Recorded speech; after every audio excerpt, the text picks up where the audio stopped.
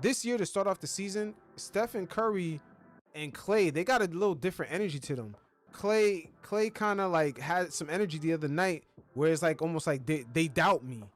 Like when they interviewed him, he's like Yeah. he had the energy like, yo, they doubted me. Look at me now. And then Oh, he's pissed at Dunleavy, and I think he's yeah, pissed at. I don't know he might be pissed at Bob Myers too, but he's pissed at the Warriors higher up. yeah, Yeah. people Stephen Curry had to say during post game, and I believe this could be about Klay. Peep this. It's a beautiful locker room. Guys that are happy to be here, happy to play the way that we do. I understand everybody's get an opportunity. Coach has done a pretty good job of explaining, the situation we're all in, like in a positive way of, again, how many guys he would like to play and how many guys can play. And to your point, you have to have, again, a commitment and no agendas, no egos, or healthy egos of when you're out there, like you're supposed to be out there, but if it's not your night, you can't bring the team down with your energy. So I haven't seen any red flags with that, which has been great. You hear that?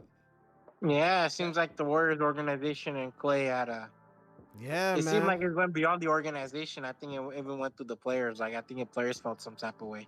Yeah, this guy, everything he described just now, just kind of, man, it sounded like Klay last season, and this is all in the same night with Klay kind of having that energy in the Mavs post game with the look at me now, they hating on me. Like he did a little dance, and then the same night they interviewed Steph, and Steph is saying this, because I believe that the Steph game, it ends an hour after the Mavs game.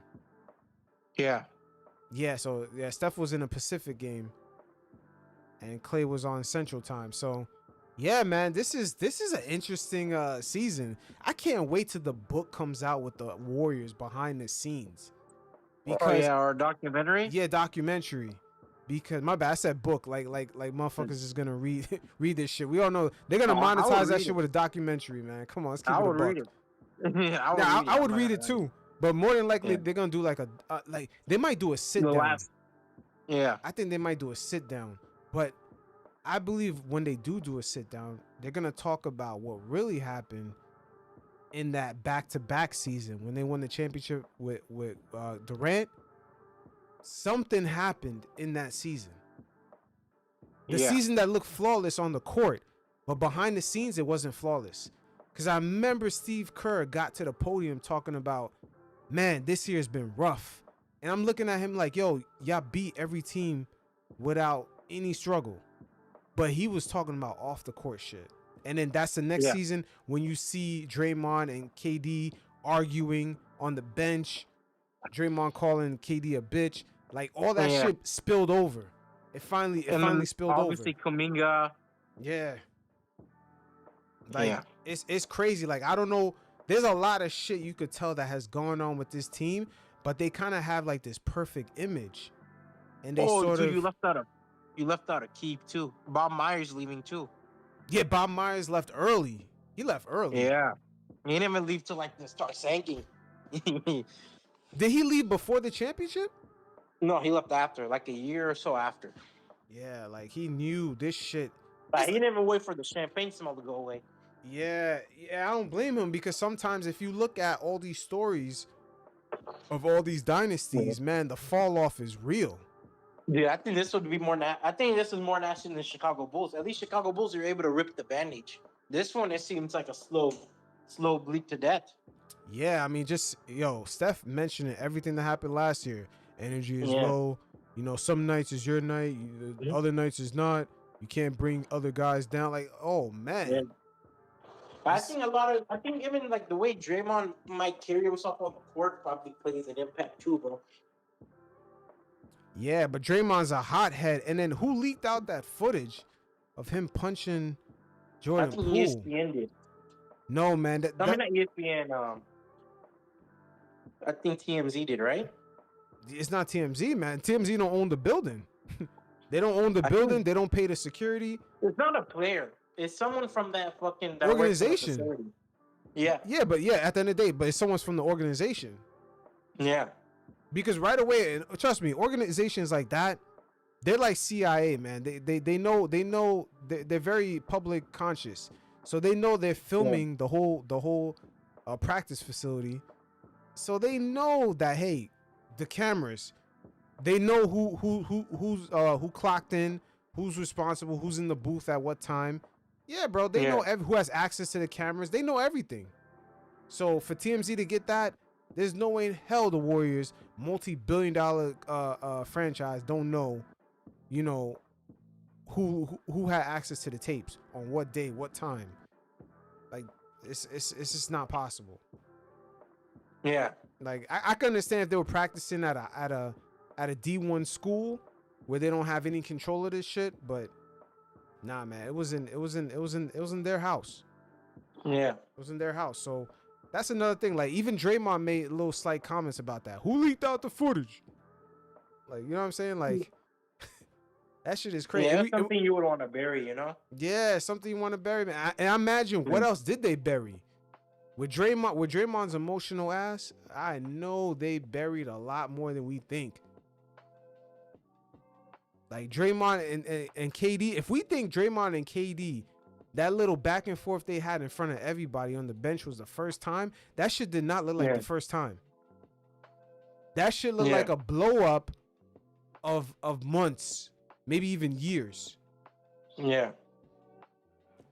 So yeah, it's the Warriors. This whole Warriors thing, because you know they kept on telling everyone we're ahead of everyone, we're the franchise. You know, we got the analytics. You know, we're far above everybody, and it's like, yo, the whole time they're trying to paint this perfect image. They almost sacrificed KD in front of everybody in that 2019 Western Conference Finals with his Achilles tearing again. Everyone already knew it was fucked up. How can they just try to sacrifice him? They knew he was leaving.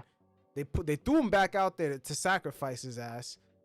And it's like, you know, this franchise, there's a lot of skeletons in those closets, man. There's a lot of skeletons in those closets. They can't fool all of us, man. Yeah.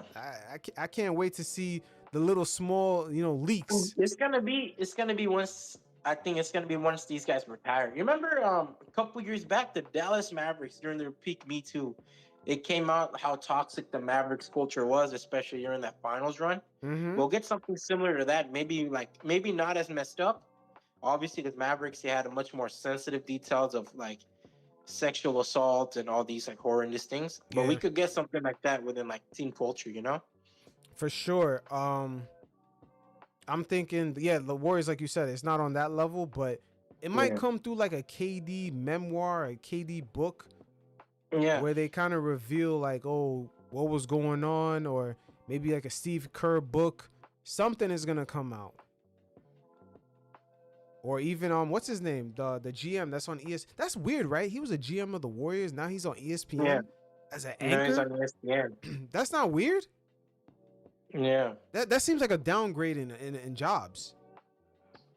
Yeah. Like you know how many NBA teams would hire him with the drop of a hat? Oh yeah. Bro, he's probably getting offers all the time, but I don't know what's making hesitant to sign one. I think he'll sign one eventually though.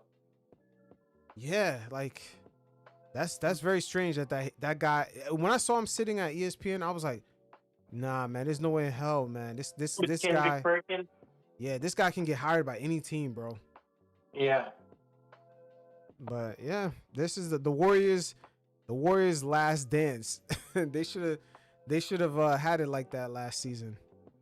Yeah. Oh, dude, that would have been interesting. But it would have failed. I think they try to make a documentary for it, but I don't think it'll ever come out.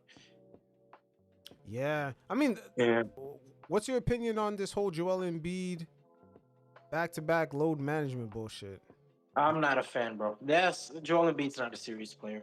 Great player, Hall of Famer, but not serious. Yeah, I don't think he's ready for it, bro. No, I don't think he wants it, man. I think he's a funny guy. do you think it's him or you think it's the organization? I think it's the organization. I think it's his health. I think it's everybody in Joel Embiid's circle. Like, I think the idea of like, oh, Joel Embiid makes his own shots is bullshit. I think the people around him, they know something that, there's something like There's something wrong with his body. Clearly, it's been happening since he entered the league in what 2015, and he played his game what 2017. Hmm. It's he's been or 2016 he played his first game, right? Yeah, 2016, 2017 he played his first NBA game. yeah. I remember when he used to play. He used to play for like 20 minutes at a time, or like Yeah. 25 minutes for the game limit. He was on the limit. Yeah, he was under limit for like the beginning portion of his career, right? Yeah. And then obviously he had the whole MVP campaign, which was big. You remember? I think that MVP campaign fucked him up big, but at the same time, it makes more money that it makes him more money to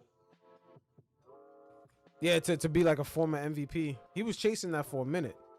yeah Um, but he has some bad losses, man. There's quite a few bad losses in the playoffs.